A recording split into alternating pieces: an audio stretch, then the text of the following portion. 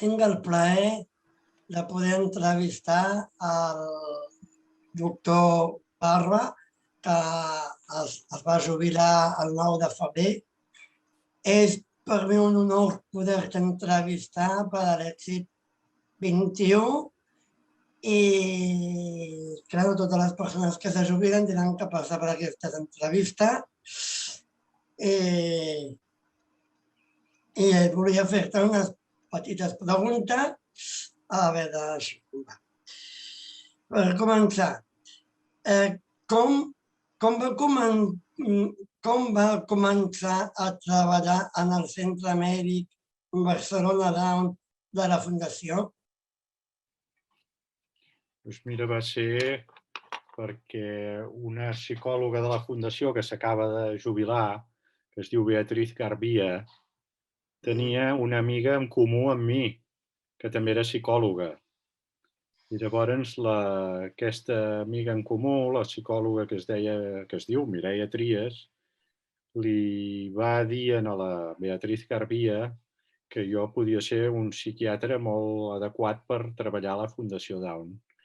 I també ella, la Beatriz Garbia, la Mireia Trias em va posar en contacte amb la Beatriz Garbia i així va ser. De seguida vaig tenir una entrevista amb la Montserrat Trueta i amb el doctor Corretger, també, que era el cap del Centre Mèdic Down, i també amb el doctor Serés, també. Vaig tenir diverses entrevistes i després d'aquestes entrevistes vam veure que tenia un perfil adequat per treballar en el Centre Mèdic Down com a psiquiatre. I així va ser. Si em preguntes quants anys fa, que m'ho estava ara repassant, no t'ho sé dir exactament. Hauria de contactar amb el centre mèdic i veure les primeres històries, obrir-les i veure quan vaig començar. Però jo diria que és aproximadament fa uns 21 anys, deu fer, més o menys. Vale. Que vaig començar a treballar al centre mèdic Down. Vale. I quins records dels teus inicis de la Fundació? Doncs mira, els meus records és que al principi em trobava una mica insegur, perquè no havia jo visitat mai persones amb síndrome de Down i em trobava, en fi, expectant i insegur de com m'hi adaptaria. Però també haig de dir que ràpidament, vull dir, em va agradar, haig de dir que em va agradar i que m'hi vaig anar adaptant. Vaig començar a mirar bibliografia i documentació al respecte i finalment, vull dir, em va acabar engrescant i entusiasmant i haig de dir que em sap molt de greu haver-ho hagut d'interrompre, no? Haver-me hagut de fer com una jubilació forçosa perquè ha estat per motius de salut que ho he fet. Però haig de dir que sempre m'ho he passat bé treballant a la Fundació Down i amb els pacients Down. Vale. Els vas sentir a gust treballant al centre mèdic? Sempre m'he sentit molt a gust, sí. La veritat és que jo he tingut diverses feines i la meva feina al centre mèdic Down era una feina addicional que jo feia i molts cops quan venia al centre mèdic ja havia treballat en un altre lloc. Però en cap moment em va pesar allò de dir ui, quina mandra ara anar allà al centre mèdic a visitar. No, sempre hi he anat molt de gust i sempre m'ho he passat molt bé i sempre ho he trobat una feina agradable. Des que va començar a treballar a la Fundació, ara que se'ns ha jubilat, hi ha hagut una evolució en els seus pacients? Doncs sí, alguns s'han curat, molts han millorat, alguns potser no han pogut millorar, però realment crec que he pogut he pogut establir amb ells una relació perquè se sentissin més alleugerats i perquè el dolor que pateixen fos menys pesant, diguéssim, no? Vale. I quina experiència se'n porta de tots aquests anys a la Fundació? Doncs mira, m'emporto una experiència molt gratificant, molt positiva, tant pel que fa als pacients i les persones que jo he visitat i he tractat amb síndrome de Down, la majoria d'elles haig de dir que han estat molt... m'han aportat, m'han fet una gran aportació des del punt de vista humanista i científic, també. I també he estat molt a gust amb els meus companys de feina, tant a la Fundació com, per exemple, jo què sé, la secretària, la Reyes, no? Amb la que jo durant anys he estat tractant. Vull dir, sempre ha estat una relació molt agradable i molt cordial.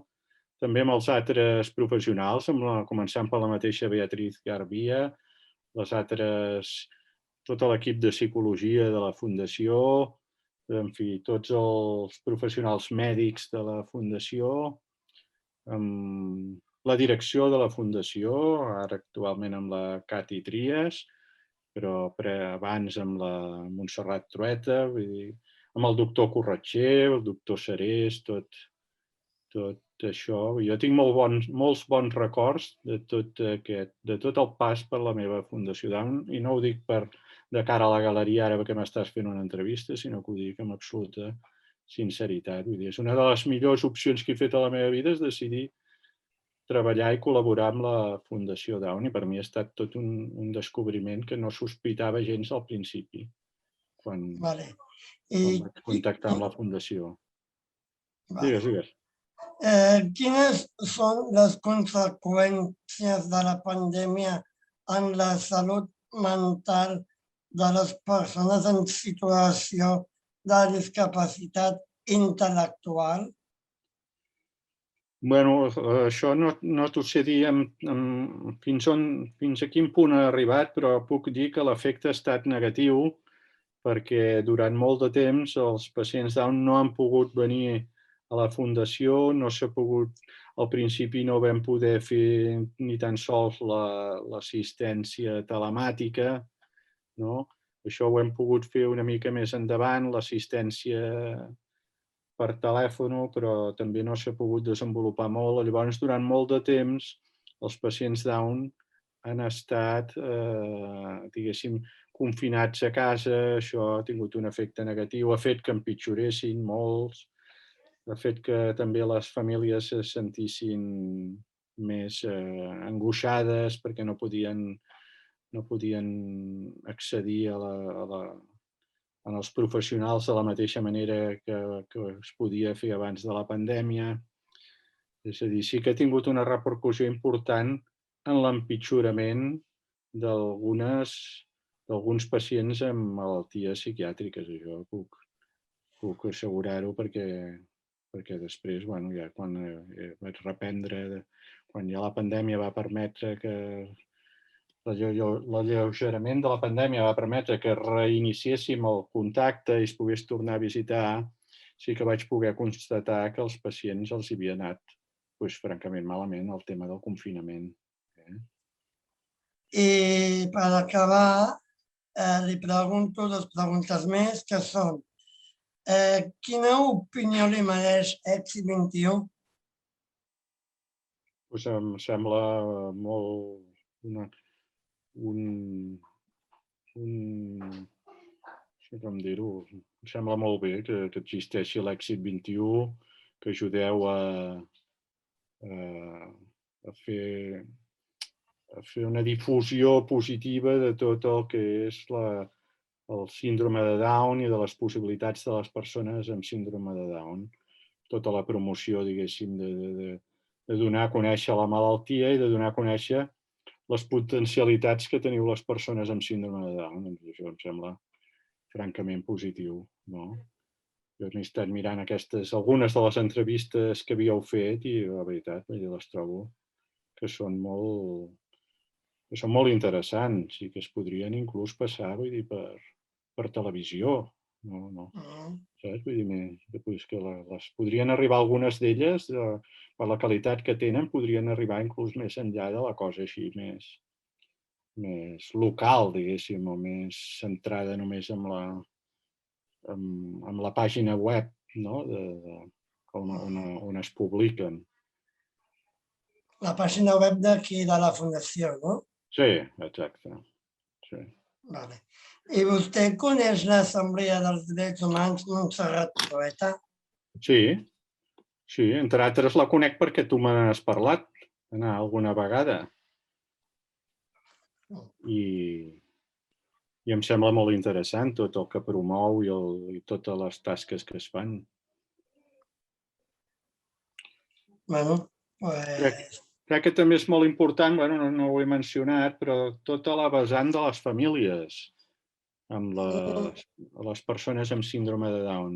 La col·laboració de la família en el seguiment i en la promoció social i laboral de tot i de la vida autònoma, de tot el que envolta les persones amb síndrome de Down. Crec que és molt important fer esment de la família. Jo personalment, en la consulta psiquiàtrica, mèdic en el centre Down, he tingut sempre molt bon contacte amb les famílies. Crec que és cabdal que això sigui sempre així.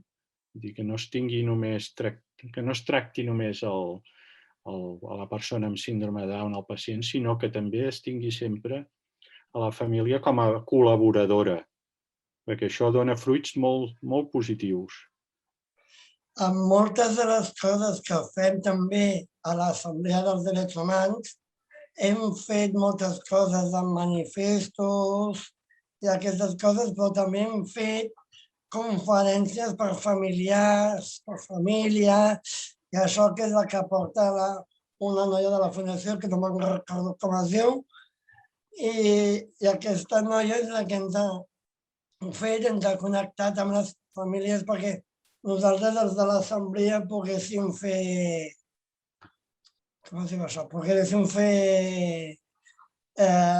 participar i explicar-los el que fem a l'Assemblea a les famílies. Sí. És que